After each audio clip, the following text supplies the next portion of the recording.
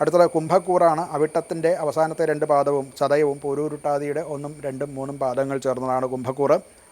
ഇവർക്ക് ചൊവ്വ അഥവാ കുജൻ 5-ാം ഭാവത്തിലേക്ക് എത്തുന്നതോടെ സൃഷ്ടിപരമായിട്ടുള്ള കാര്യങ്ങളിലും മത്സര വിഷയങ്ങളിലും ഒക്കെ കൂടുതൽ അനുകൂലമായിട്ടുള്ള ഫലങ്ങളുണ്ടാക്കും. വിദ്യാഭ്യാസം, പരിശീലനങ്ങൾ, അതുപോലെ കലാസാങ്കേതിക മേഖലകളിലും ഒക്കെ ജോലി ചെയ്യുന്നവർക്കും ഒക്കെ മെച്ചപ്പെട്ട പ്രകടനങ്ങൾ ഈ ആഴ്ച കാഴ്ചവെക്കാൻ സാധിക്കും. സാമ്പത്തിക കാര്യങ്ങളിൽ കുറച്ച് അച്ചടക്കം വേണം. അത് തീരുമാനങ്ങൾ എടുക്കുമ്പോൾ 2 വട്ടം ചിന്തിക്കണം.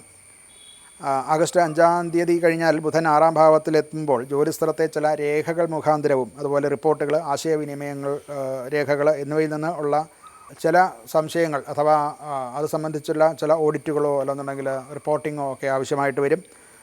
അങ്ങനെയുള്ള ചില തർക്കങ്ങൾ ഉണ്ടാവുകയും എന്നാൽ അത് പരിഹരിക്കാനും സാധിക്കുന്നതാണ്. ധനപരമായിട്ട് പഴയ നിക്ഷേപങ്ങളിൽ നിന്നുള്ള വരുമാനം കിട്ടും. അതുപോലെ കുട്ടികളുടെ വിദ്യാഭ്യാസം, അവരുടെ പരിശീലനം മുതലായിട്ടുള്ള കാര്യങ്ങൾക്ക് വേണ്ടിയിട്ടുള്ള ചിലവ് വർദ്ധിക്കാൻ സാധ്യതയുണ്ട്. ആരോഗ്യപരമായിട്ട് കുറച്ച് ദഹന പ്രശ്നങ്ങളോ ഒക്കെ ഉണ്ടാകാൻ സാധ്യതയുണ്ട്. രക്തസമ്മർദ്ദവും മാനസിക സമ്മർദ്ദവും ഒക്കെ കുറച്ചൊന്ന് കൂടും. അത് വളരെ ശ്രദ്ധിച്ച് മുന്നോട്ട് പോകേണ്ടതാണ്. കുടുംബപരമായിട്ട് മക്കളുടെ പഠിത്തം, അതുപോലെ അവരുടെ മത്സര വിജയങ്ങൾ, അതിൽ നിന്നൊക്കെയുള്ള സന്തോഷം കുടുംബത്തിൽ അനുഭവിക്കാൻ സാധിക്കുന്നു എന്ന് മനസ്സിലാക്കേണ്ടതാണ്. അഭിപ്രായ വ്യത്യാസങ്ങൾ അതൊക്കെ ശാശ്വതമായിട്ട് പരിഹരിക്കാൻ ഇപ്പോൾ അനുകൂലമായിട്ടുള്ള സമയമാണ്. സഹോദരന്മാരുമായിട്ടുള്ള ബന്ധങ്ങളിലും മെച്ചമുണ്ടാകുന്നതാണ്.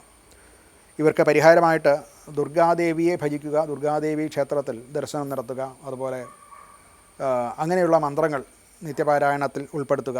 ഇതൊക്കെയും നല്ല ഫലങ്ങൾ ഉണ്ടാകാൻ നല്ലതാണ്.